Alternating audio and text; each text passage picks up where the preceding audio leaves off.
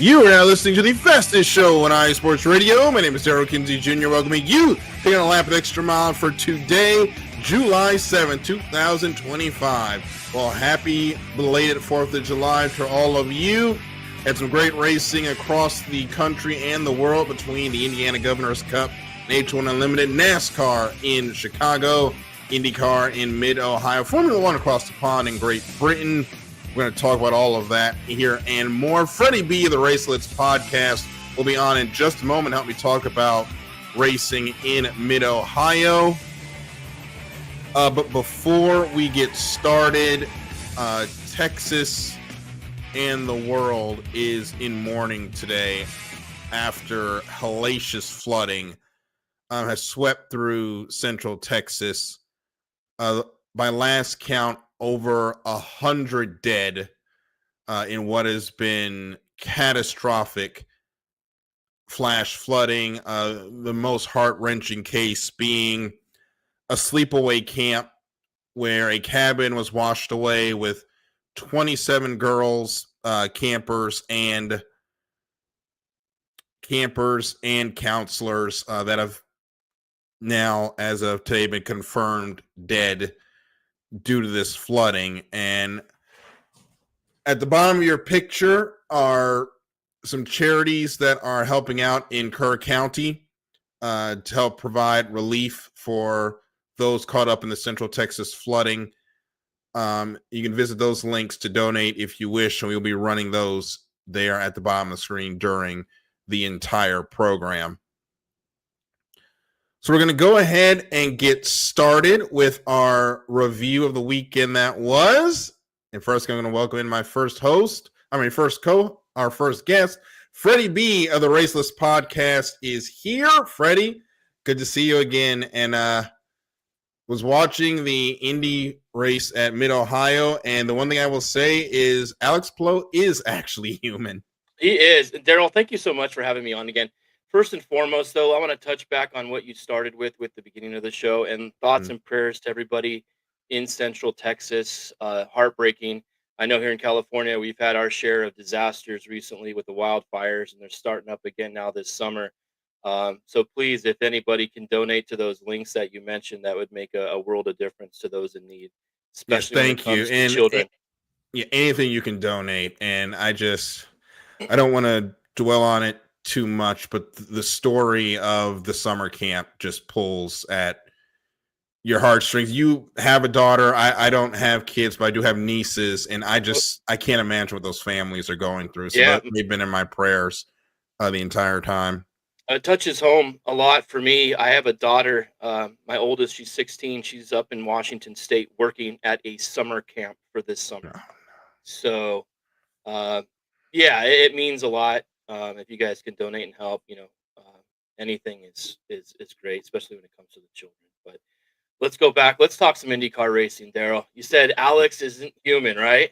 Yeah, he's human, it seems. Made a mistake with 10 to go while leading, led a race high 75 laps, but it was Scott Dixon, the veteran teammate, the master of fuel saving, probably one of the greatest of all time. Whatever accolades you want to put on him, that's what he has at this point. 21 straight years with a victory. We didn't think we were going to see it this year, but he picks up the win in the Honda Indy Mid-Ohio, the Honda Indy 200 at Mid-Ohio. Right.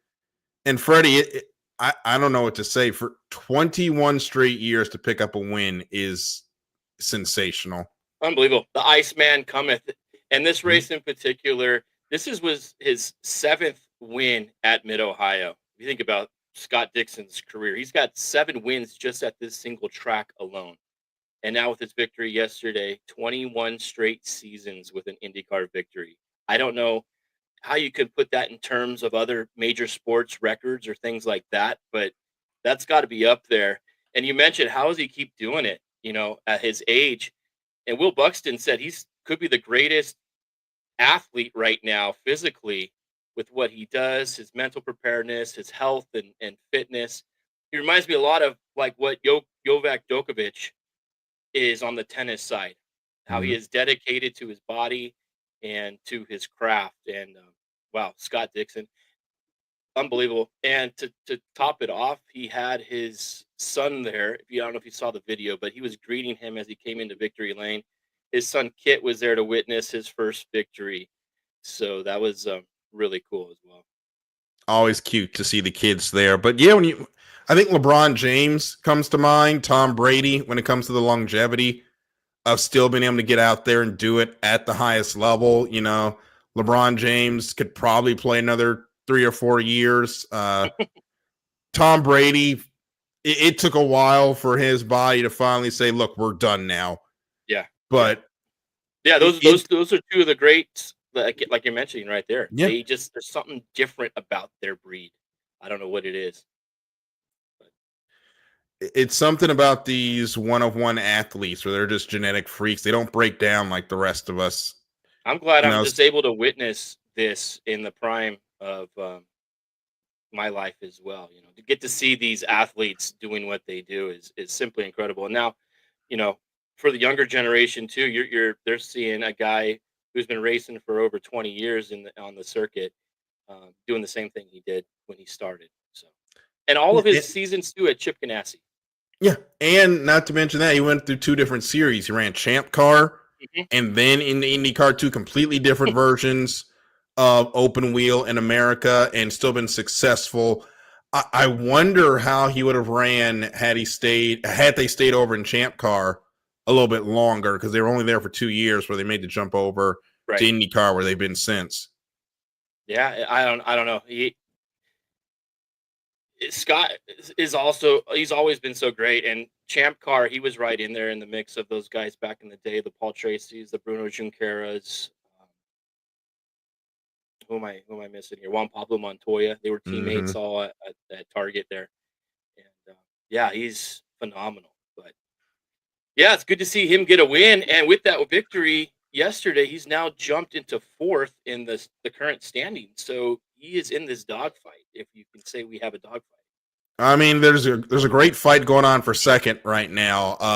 Alex Plo, even with the bobble, only finishes second, only picks up even more points on his championship rival, Kyle Kirkwood, to make that lead 113 points after Kyle Kirkwood finished in 8th. But unfortunately, another day just to write off for Team Penske, and it started right at the jump where Joseph Newgarden, I don't know what happened going into turn 4, but I don't know if it was the engine or what, but the brakes just locked up and around he went.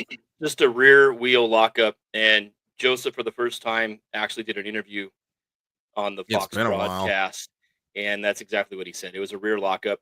So he's got 3 DNFs in the last 3 races. He's got 6 since 2024. He only had 5 from 2017 up to the midpoint of last season. So I don't know what's going on with Team Penske. It's not just him. Will Power again, another engine problem, and he finishes at the bottom as well. And Scott McLaughlin also at the bottom. It's almost like what? I'm sorry. I was like, how much of this, and I don't want to say how much of this is a byproduct of what happened with the organization shakeup at Indy, but even before then, that team has not looked particularly up to the Penske perfect standard. They were my favorite coming into this season to come away with the championship. I thought Alex was done at the 2-peat. I was obviously extremely wrong with that prediction. I think we all were. But, Joseph started the year with a podium at St. Pete. But from that moment on, he had his struggles at qualifying and thermal with communication issues with the team. At Long Beach, he had a seatbelt issue, just like Power did last year. So he's had these difficulties, even up to the 500. The attenuator issue, which pushed him to the back of the starting grid. He was up to 5th during the race before mechanical failure. He was making good progress and had a chance to maybe win. Yes. And then you go to Gateway, where he had another bullet of a car and was knifing his way through the field. I thought he was on his way to victory, and then he had that unfortunate accident caused with Louis Foster. Yeah, that was a scary one, but with him and Foster. and that made me kind of think with that accident, maybe this is now becoming more mental on Joseph's side, but Mhm. I cannot explain how the other 2 Penske cars are struggling so much. It's almost like Chip Ganassi is a witch doctor practicing voodoo magic on these Penske guys. There's that hatred between the 2, and Yeah, those two do not like each other. no, not at all. I don't know. Every week I'm saying, yes, this is the week. This is the week. Chevy's going to get a win, and Honda starts the season 10-0. Yeah, I mean, well, yeah, they started the season 10-0, but you don't see at the beginning of the year, you're not going to go out there and predict that one driver is just going to win like 6 straight races to start the year. Mm, And then Kyle Kirkwood's the only one that can win till then. But it is weird that we're sitting here. It is the same chassis for all of these cars, but mhm. the Chevy powered teams, I'm not really sure if it's really an engine issue, just the fact that those teams are running into so many issues outside of the engine that Yeah, is causing the issues. I don't know. It's been a mind-boggling season. So much unpredictability. Went with through the first half of the season with no cautions, and now about the last 3 or 4 races, we've had a lot of excitement on the track, and the Hondas are still coming away. Um, Again, I don't know if it has anything to do with everything that happened at Penske earlier in the year, losing Rzuski and Moyer and Cindric, Mm-hmm. but yeah, it's not good. And I thought again coming into this last weekend that they were going to put a strong effort in. And I Definitely not haven't the case. and I haven't had you on since the start of the season, and we did since then we did have the I don't know if you want to call it controversy or what with the 300 laps, the green flag until we got to the Indy 500. What was your view on it? Because I think our view on it was I'm never going to complain about seeing more green flag racing, but a lot of folks seem to differ. The opinions seem to differ. Yeah, it was kind of split 50-50. Me, myself, I enjoy the green flag open racing. That is true racing. And Mm-hmm. the winner is going to be determined based on who's doing the best and who could survive and came down to the strategies and stuff like that. When you start mixing in yellows and you got the restarts, then you pit strategies become effective and anything could happen on restart. So that adds a lot more excitement. I do like having the yellows.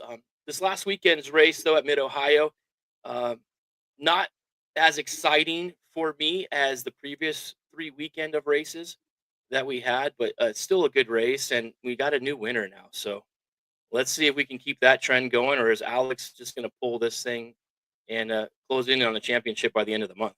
Well, hopefully we can get a run of new winners, and I don't think we're going to have many issues with cautions as we're coming up to the dual races at Iowa, July 12th, the Sync 275, July 13th, the Farm to Finish 275. And if you're Penske, you're happy to get here because this has been their playground over the last couple of years. Scott McLaughlin and Will Power picking up the wins last year. Newgarden had a weekend sweep here.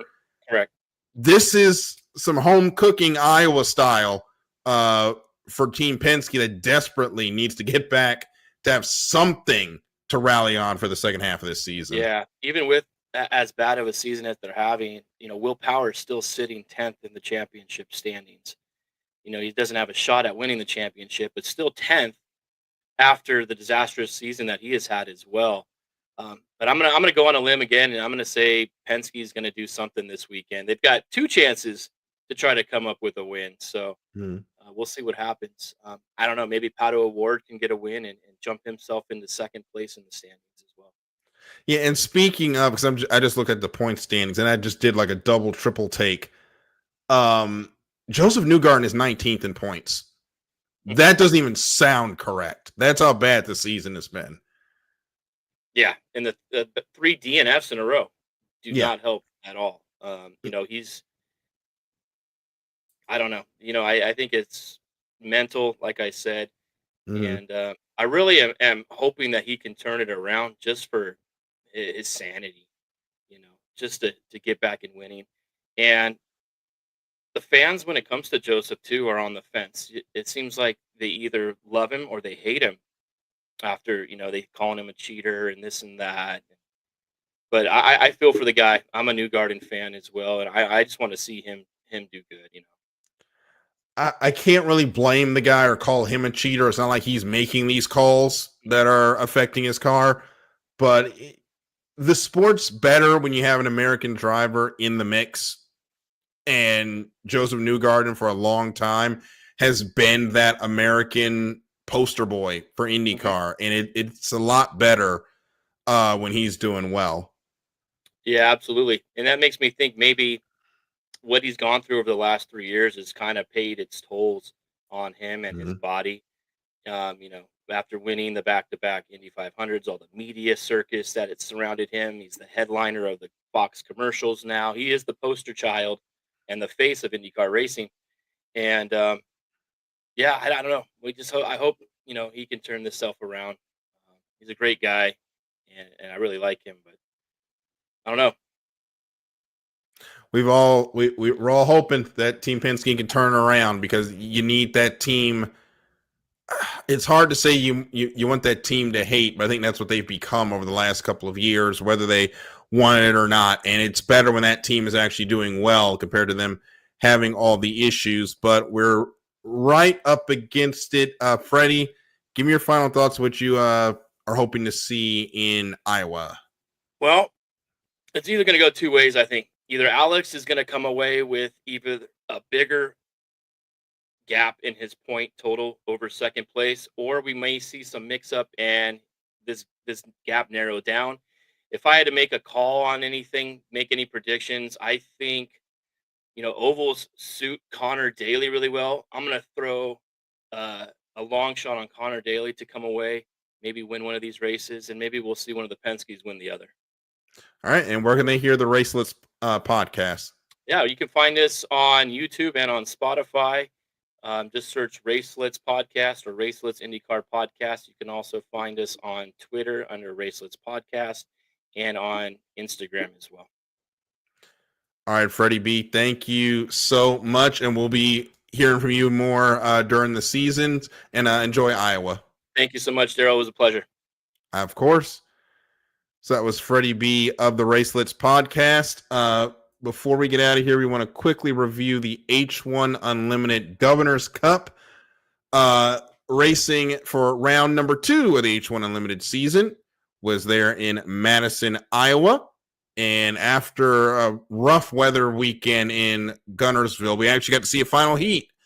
And the winner of the final and taking home the Governor's Cup trophy, of course, Andrew Tate in the Miss Goodman Real Estate. Second goes to J. Michael Kelly in the Strong Racing entry. I believe that is the Beacon Plumbing, for JMK. And Jamie Nielsen in the U11 Flavor Pack rounds out the podium in third. They're going to be on a brief break, and they will be back for the start of their Western swing in Tri-Cities with Water Follies. It's going to be a great run as the West Coast boats will be joining the scene to run to the end of the season for the H1 National High Points crown.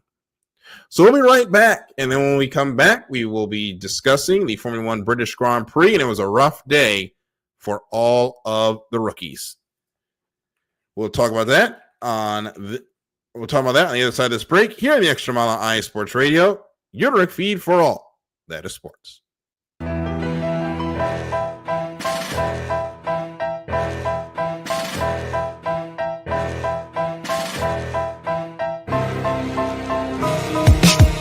For the last 10 years, iSports Radio has been bringing you amazing content ranging from interviewing legendary athletes, coaches, and other authorized media personnel to building tailor-made shows dedicated to all major sports cities around the country. Make sure to follow us at iSports Radio on X, Instagram, Facebook, TikTok, and YouTube to keep up with the latest in sports and with all of our shows. Also, make sure to check out our daily updated website at iSportsRadio.com. At iSportsRadio.com, you can see our daily show schedule and check out all of our show pages with personal bios to learn a little bit more about each of our awesome hosts. In addition to our show pages, you can catch the iSports Radio blog, Hall of Fame, Fans of the Month page, and our merchandise shop, including t-shirts, tank tops, caps, long sleeves, hoodies, and more. For now over a decade here at IE Sports Radio, we've continued to be by the fans, for the fans, and we thank you all for your support and for making IE Sports Radio your direct feed for all that is sports.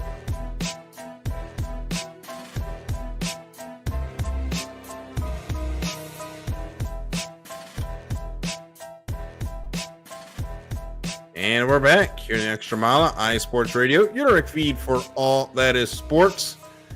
Darryl with you here this evening as we continue on with our review, and we will start with the Formula One World Championship with the British Grand Prix, which was won by a British driver. So much happiness was to be had there in the place our country originally came from. Ironically, they had this racing on the celebration of our independence scoreboard. Anyway, Lando Norris, Oscar Piastri, 1 and 2. It was not a straightforward 1 and 2, though, for those two. We'll get to that in a moment. But first, we got to go to third. Nico Hülkenberg, Kick Sauber.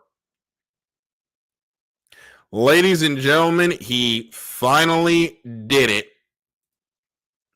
For the first time in his career, Nico Hülkenberg is on the podium. He had the record for the most starts without a podium at 239 starts.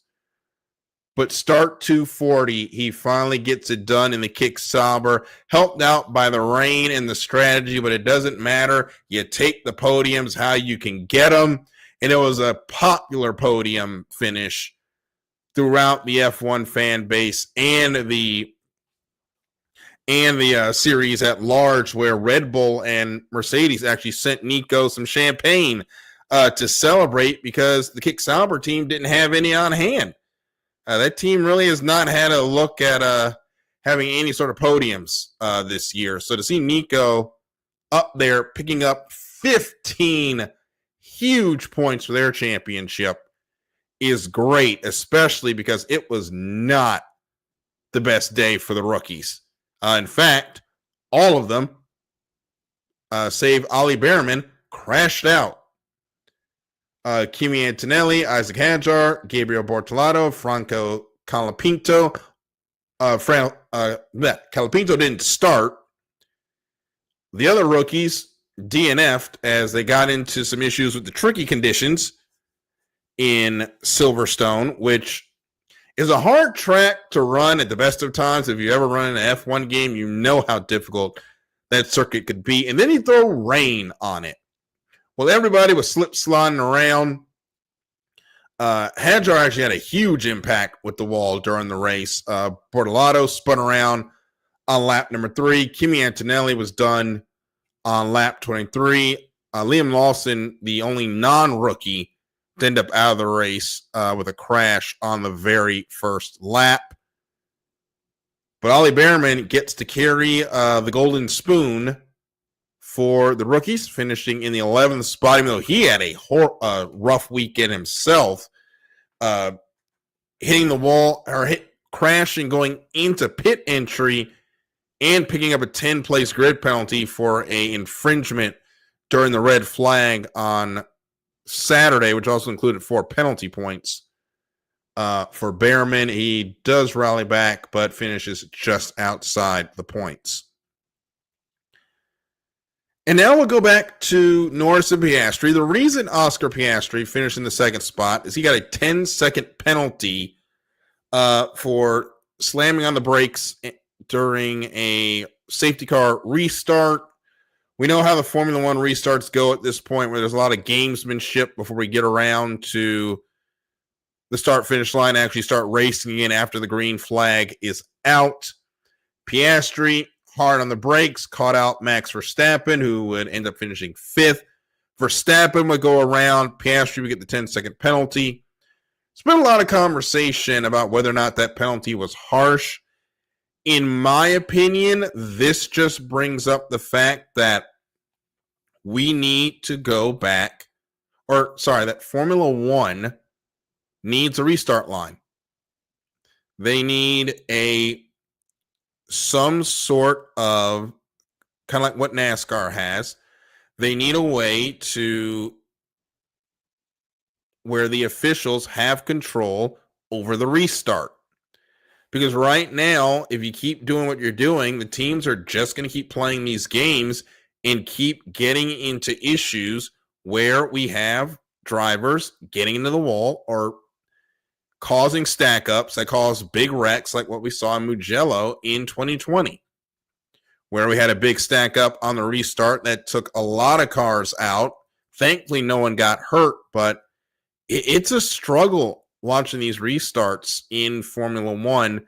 It's one of the many things that frustrates me about their officiating, where they're really tight on some rules, but then when it comes to issues such as safety car restarts, they kind of let it go with the drivers. You need to take a book out of NASCAR and put a restart zone where you have to go. You need to maintain safety car speed once the safety car pulls away. And then you need to get into the restart zone. We've seen how it works in NASCAR. And you get in that box, and then you go. And if you don't go by the end of the box, it's free game. As you have Larry B joining us now, as we're getting into the British Grand Prix conversation. You kind of caught me there at the end. Sorry there, Darryl. You're all good. We're just talking about, I was just talking about the safety car restart with Piastri and Verstappen, and the fact that NASCAR kind of has this restart thing figured out, and Formula One needs to take a page out of their book. Yeah, no, seriously. I don't know, man. Formula One has some mishaps for dang sure, and that whole deal. I mean, overall, Darryl. I mean, I don't know if you could sum it up in one word. What would you say? Ridiculous. I was thinking disaster. So ridiculous, disaster. I mean, really, there's got to be a better way to do this, Darryl. I mean, really. I mean, again, is it the pride? Is it the Formula One pride that we don't want to take anything from anybody? Most likely. It's just frustrating that we're talking about a restart procedure that could be easily solved, and another motorsport has solved it, but they didn't come up with it, so they don't want to do anything with it. So remember the Halo? The fighting over the Halo and the windscreen, which, look, I still think they should have went with the windscreen, but the Halo has saved so many lives at this point that I'm just going to let it go. Yeah, so. I mean, it's just one of those things. My gosh, swallow your pride. It bothers me. It does. But what do you do? I mean, it is what it is. But I guess we're going to figure out what they're gonna figure out, right? I mean, yep. In their own time, in their own way. It's frustrating. Yeah. So Lewis Hamilton finished fourth in the race. Had an opportunity for a podium, but Ferrari strategy, Ferrari strategy. I think I've said that about 15,000 times since this show's been going on. They put Lewis out there on the dry tires way too early. Of course, he ends up spinning out and loses time to Nico Hülkenberg, who ends up finishing in the third spot. They brought him in too early to boot because the GPS system on his car wasn't working for half the race. How does this happen? I don't know. I mean, think about that. I mean, my gosh. I mean, you have, again, the world. And don't get me wrong, okay? Like we talked about last week, and I'm glad you got to see the Formula One movie. I'm glad you got to see it. I'm glad we'll talk about that in a bit. But yes, I did. But when they say, if you win here, you're truly the best in the world. Okay. If you're going to make those kind of statements, obviously, not all cars are created equal in Formula One, so that's a lie. But if you're going to make that kind of statement, everyone needs to be the best, right? Best this, best that, best engineers. Okay, so I guess the best either makes mistakes or maybe it really isn't truly the best. How the hell does that happen? I mean, come on, Darryl. Of all things. The only thing I can think of is water got somewhere it wasn't supposed to be and shorted out a sensor, which it happens when it's raining and those cars are moving as fast as they are. But I did see a joke on TikTok that the only reason Lewis finished that high was because they didn't see where he was on track, so they couldn't go into one of their strategy mess-ups again. Oh, my gosh. I don't know. I mean, seriously, man. Look, again, for the second week in a row, a very frustrated Ferrari fan over here.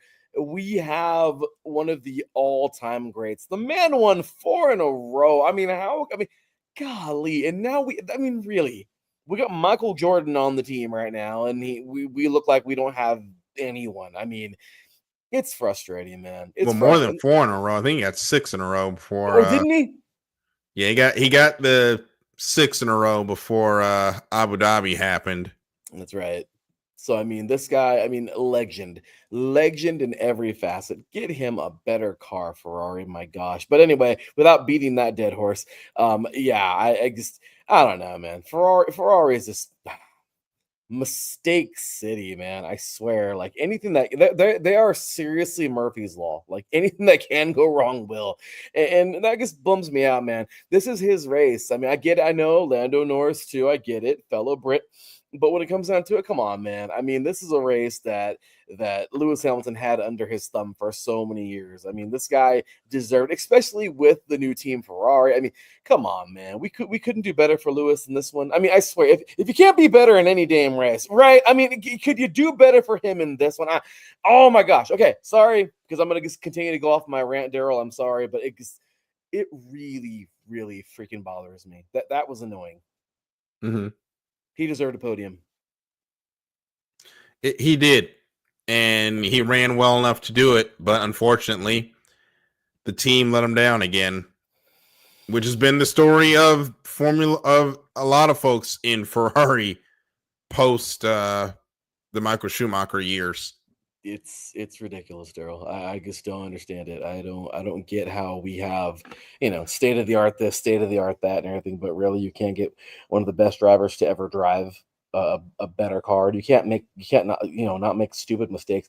I don't know. It bothers me. And again, we're gonna see where this goes. I mean, we're more than half of the season. We got a ways to go. Obviously, no one's going to catch McLaren right now, I don't think. All right, I mean, they're up there, but I don't know. At this point in time, it's just, I don't know. It's frustrating. How long is Lewis there again? What was the contract? I don't remember what the years of the contract, but he's there for at least 3, so they got time. We got to do better. Well, they can put something together. But in happier news, we are getting ourselves a little championship intra-team battle here, as Norris has cut the lead down to 8 between him and Oscar. So a championship that was looking like an Oscar Piastri runaway, Norris is starting to make it more of an interesting fight. What I would say is, were Max Verstappen a lot closer?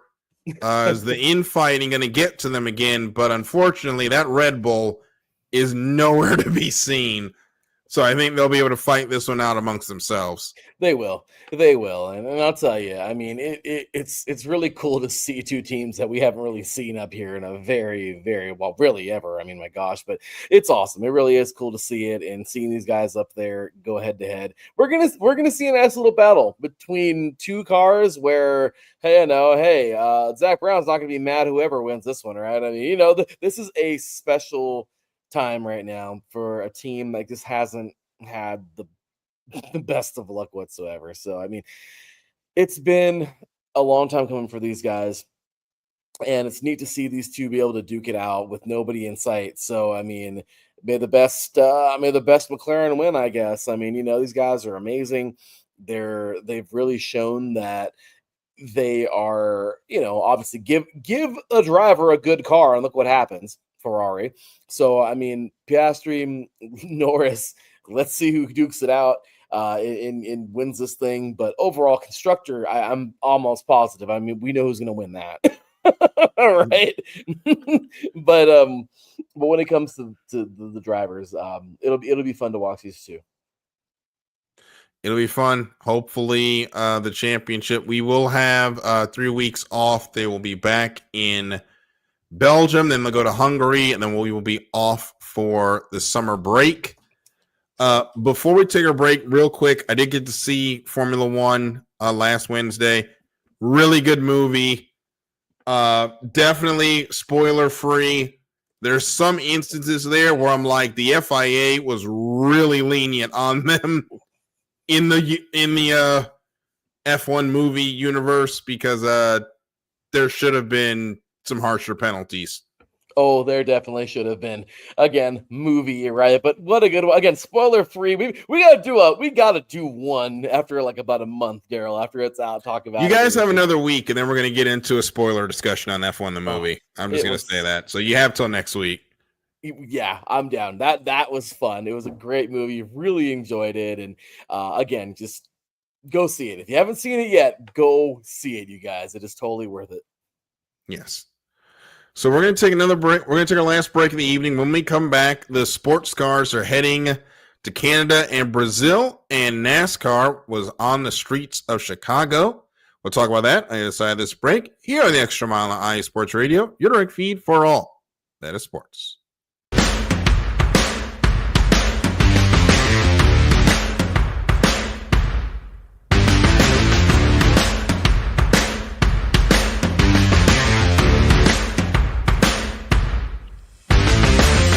Hi, eSports Radio fans. This show is brought to you by Planet Jerky Premium Brisket Beef Jerky. Planet Jerky is the official jerky of the 2022 California League champion Lake Elsinore Storm, Single A affiliate of the San Diego Padres. This all brisket jerky has gluten-free options, contains no MSG, no sodium nitrate, is low in sugar, and high in protein. Go to their website at planetjerky.net and follow them on Instagram at Planet Jerky. Planet Jerky, the jerky that's on a whole other planet.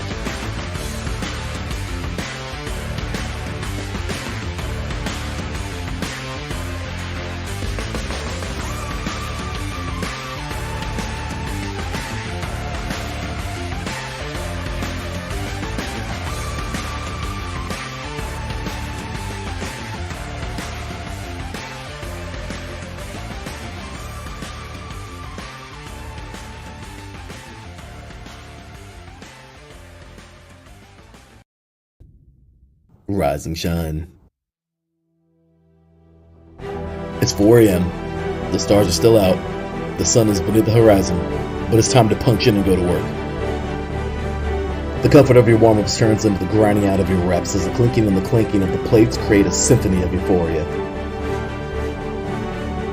There's no other feeling like it. Earn it, burn it, and take what's yours. iSports Radio has proudly partnered with Vital Apparel, a brand that not only fits great, but also promotes and donates to mental health research. Use our code IESR to get 15% off their comfortable and inspiring gym wear and help them on their amazing journey to support mental health. Go hard, take part in your iron therapy, and be strong. Because when your mental health is as strong as you are, there's no telling how far you'll go.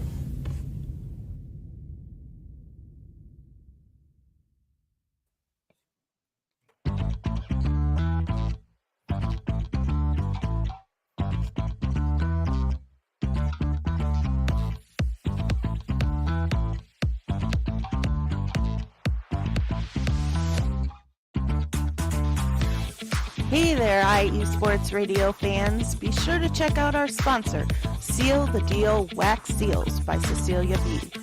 You just finished your very own wedding or baby shower invitations and you're looking for that extra special touch?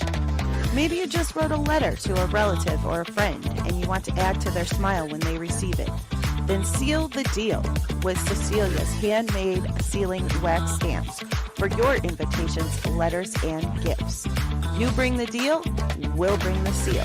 You can find them on Instagram at sealthedeal_wax stamps and on Facebook, Seal the Deal Wax Seals.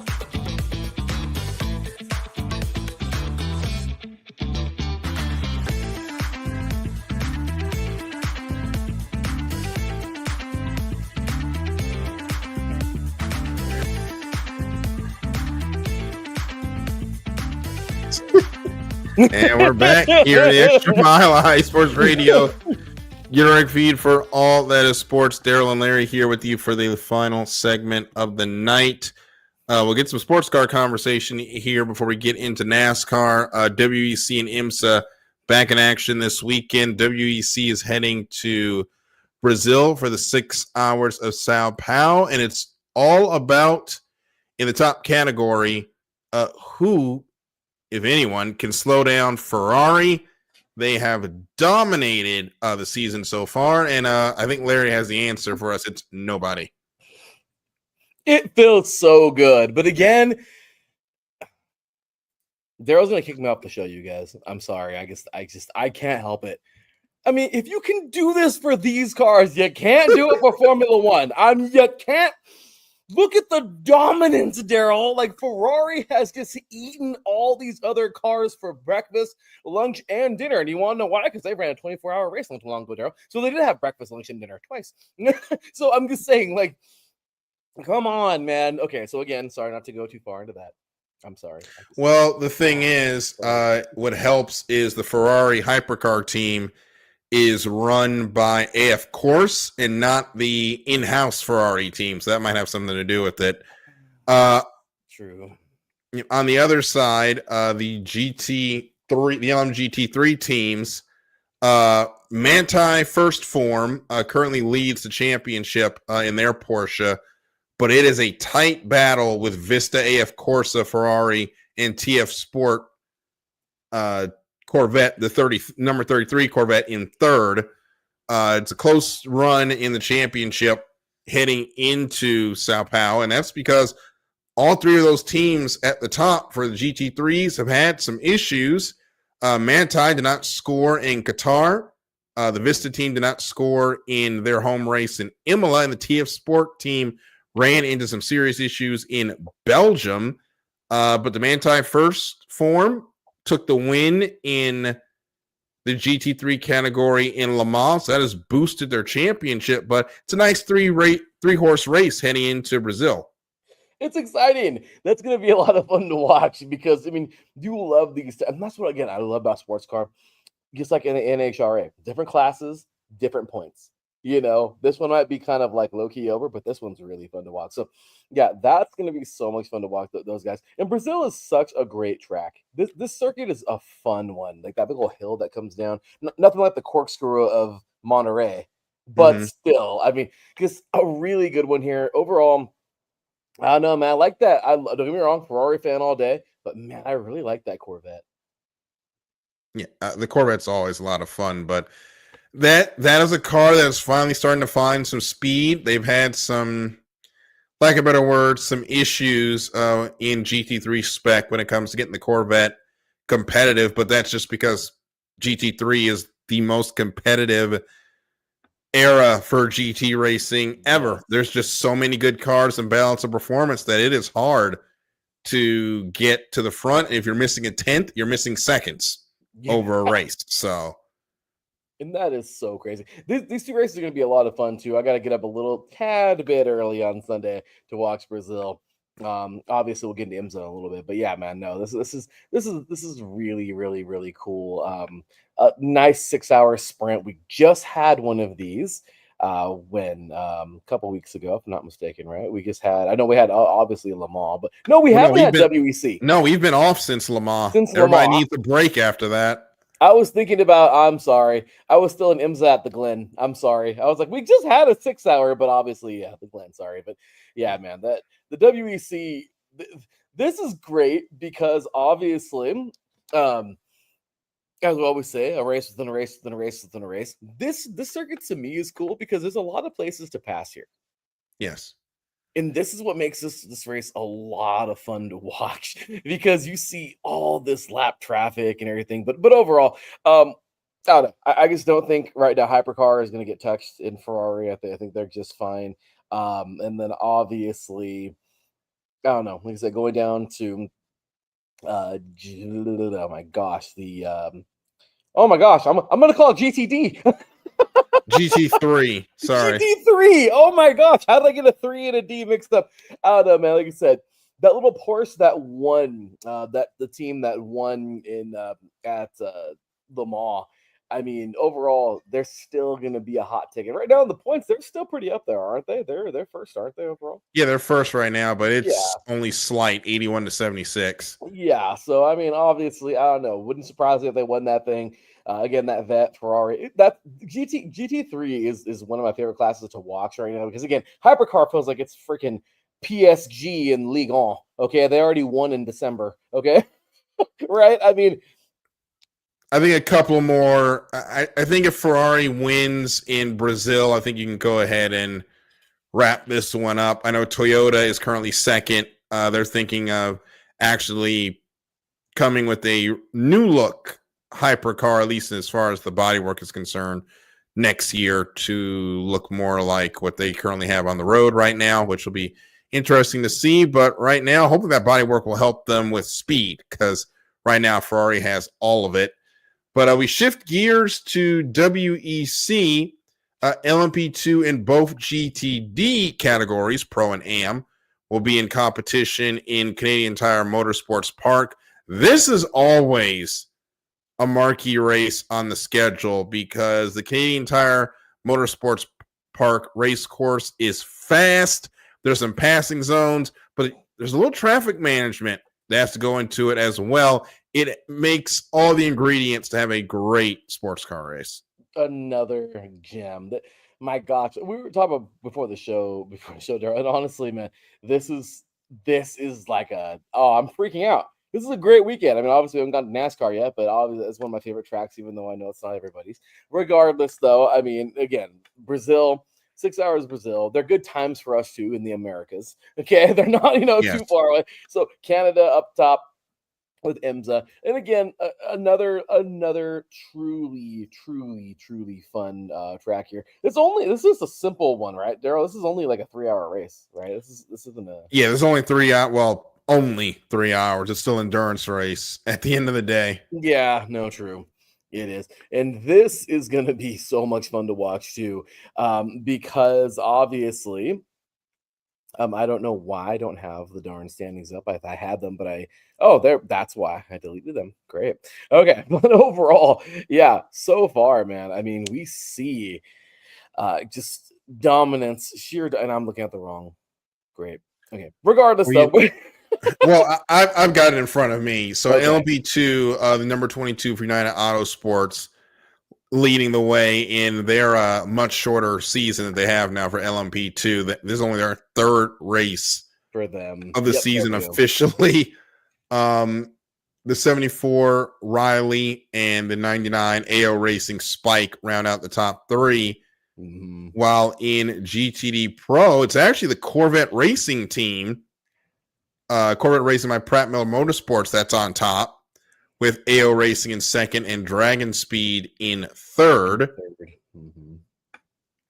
And that is because the Corvette picked up the most points at the Watkins Glen event. So they did. They really did. For the number 3. They've actually in Detroit and Watkins Glen have cleaned up on some points. So the 64 end up taking the win there, I believe, looking at this chart. It was actually the Paul Miller Racing team that won in Watkins Glen, but the Corvette been consistent. They've been consistent, and that's what's giving them these championship points for the number 3.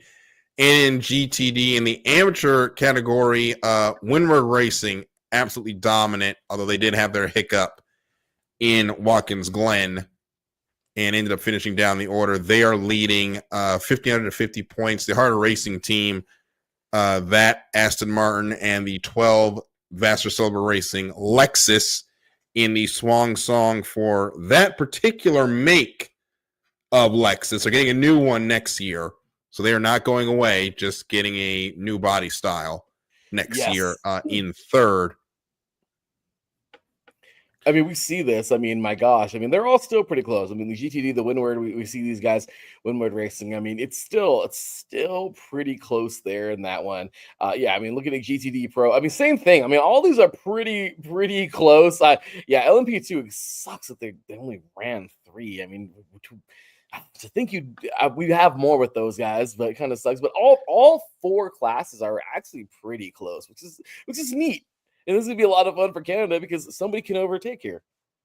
Yeah, well, unfortunate. Well, it is a hard to say unfortunate, but because there's so much interest in GTP, somebody's got to lose races because there's just not enough grid slots for all the cars. And unfortunately, that's LMP2 because they comparatively have the smallest grid in 12 cars. compared to GTP that has about 13 that run during the year. And then there's a crap ton of GTD Pro and GTD cars. So LMP2 kind of gets the short end of the stick, but they will be a lot more active as they'll be at Road America, going to VIR, then they'll be at Indy and Road Atlanta to end the season. So a lot more racing for LMP2 coming up. So you can watch the sports car races on Max and Peacock this weekend. And we've got about 9 minutes, but there's not a lot to get to when it comes to the Chicago Street Course race because Shane Van Gisbergen, the guy just knows how to drive a street course. You know, let's go. Let's SVG does it again. You know, this is cool. I like this because I mean he swept the weekend. You know, just does this thing. This is huge, you know. I mean, because hey, I get it. He has to be at C. He's running the full season. Wow. So I was gonna say Sears Point. I'm sorry. He's gonna be in Sonoma, right? Yes, he's in the playoffs. So yeah. So I expect him to race pretty well at Sonoma. Yeah. But overall, I mean, sorry. Well, the problem right now is there's a bunch of controversy because the way he's running, he could end up being the top 2 going into the playoffs, and folks are like, "Well, this is why the program or these playoffs don't work," and blah blah blah. Beat him. That's like, it. I mean, you know what he's gonna do at a road course. Beat him. And he acts. I mean, okay, he won, but he didn't like dominate, Darryl. He only led 26 of 75 laps. I mean, you know what I mean? Like it's not like he ran the entire thing wire to wire. I mean, it was pretty dramatic too at the ending. So overall, I mean, well, he got helped. Well, we all got helped out because of the not because of the restart, because of the pit strategy. So he didn't get to lead the whole thing, right? But he just cut through the field and got up front early and often. But you just gonna have to muscle him. You know, he runs aggressively on these road courses, and you're just gonna have to put the bumper to him like he does to y'all. That's it, and it's true. Right? Everyone wants to complain. It's like beat him. You're absolutely right. If you want to beat the best, be the best, beat the best, right? So he's doing it. I know he's not much on ovals. I know he's still got some stuff to, he's got to improve there. But overall, street courses are his thing. That's what he does. That's what he came from. So hey, look, anybody wants to say whatever. I mean, I don't know. I like it. I like having this variety. I really do. And SVG has done. He's really, I don't know, cranked it up in NASCAR. Some of these guys should be like taking that as a challenge. Like, oh hell no, I got to beat this guy. I like it. I like it. I'm sorry, I like it. Well, he ends up sweeping the pole for both the Xfinity and Cup and the wins for Xfinity and Cup. That hasn't been done since Kyle Busch in Indianapolis in 2016. And now Shane Van Gisbergen pulls it off. Ty Gibbs, Tyler Reddick, Denny Hamlin, Kyle Busch is your top 5 in that race. AJ Allmendinger finishes in the 6th spot. Great rebound for him. Another one of our road course regulars. And Austin Hill in 9th in making one of his spot starts in NASCAR. But kind of got to get into my favorite driver and give him the wooden spoon this weekend. If winning practice gave you playoff points, we'd probably be in the top 10 right now. But again, the practice session was the best part of the weekend, and just absolutely, I'm just going to call it was a bonehead move to rough up Bowman the way he did. Stupid. There in the final. I don't care about the participation trophy. Stupid. In-season tournament. You're fighting to get into the playoffs. You don't have a win. You came in here plus 23. Because of that incident, you are now 2 points out in 16th. What did it gain us? Nothing, right? I mean, you got to think, man. You just got to think sometimes. And apparently it hasn't been his thing this season. So, I don't know. It's frustrating. It's frustrating to see, especially somebody so talented. Yeah. So technically, this was not a DNF. That would have run our tally to 7, which leads the league. You're not going to make you don't deserve to be in the playoffs with 6 DNFs at this point. No. So I don't know what they're going to do, but another unique winner, and they're out. And it's going to be another question of how do we fix it? I don't know. And that's the $1 million question right now, isn't it? The other $1 million question is, when are we going to call the cautions? Because at the end of that race, Cody Ware had a scary incident where he went right into the turn 5 tire barrier, and NASCAR waited on the caution until Shane Van Gisbergen crossed the start-finish line to start the final lap. That's important because if the caution comes out, then the race is over. There was some weather in the area. There was an issue of whether or not they could see how hard Cody Ware hit the wall, but it was... They've got to get better at calling these cautions. I feel like we've been saying that for years now. It's truth, but what do you know? What do you do? You know, I mean, until something even horrible. I mean, what more horrible can happen? You know what I mean? Like, I don't know. That's another frustrating thing, you know. And it's like until something extremely horrible happens, well, now we got to look. So I don't know. That's another huge question mark. Well, thankfully, Cody Ware was okay. Yes, a little shaken up, but he's doing all right.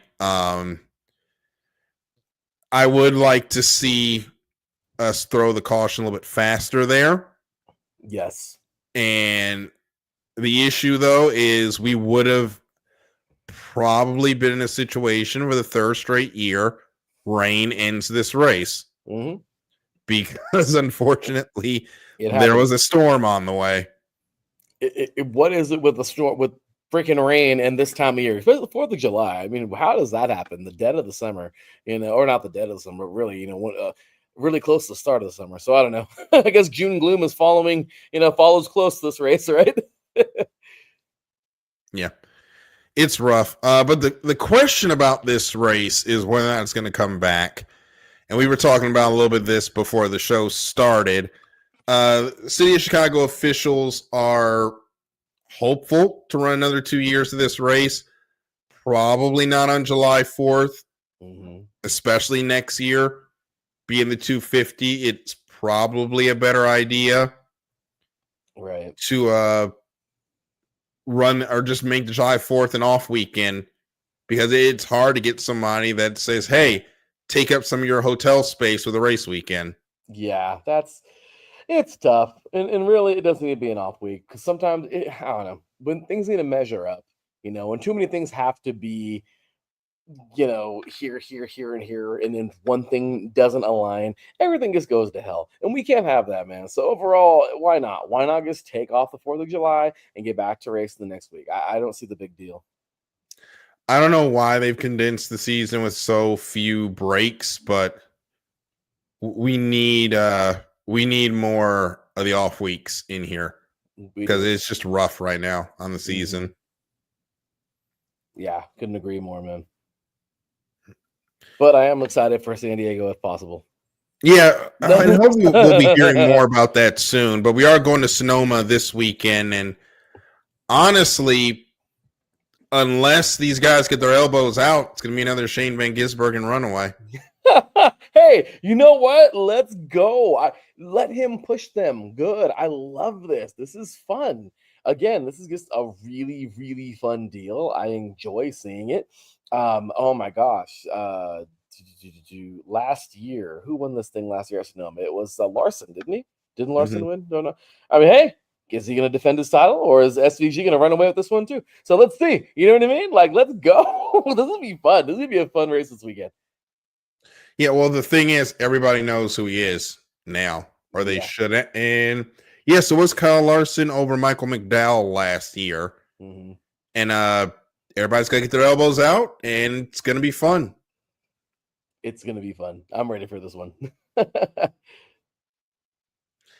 And so with that, we get ready to get out of here. Usually we do leave out with the music, but in light of the tragedy that has happened in Texas, we're going to leave out with a cold closure and just be in prayer for the families of the Camp Mystic victims of the horrible flooding in Texas. And down below, we're running the banners of some of the charities helping out in Central Texas. We'll run this next week as well and hopefully if you're able to donate, please do. No pressure if you can't, but just keep the families in Central Texas in your prayers, and we'll see you at the next green flag. Good night, everybody.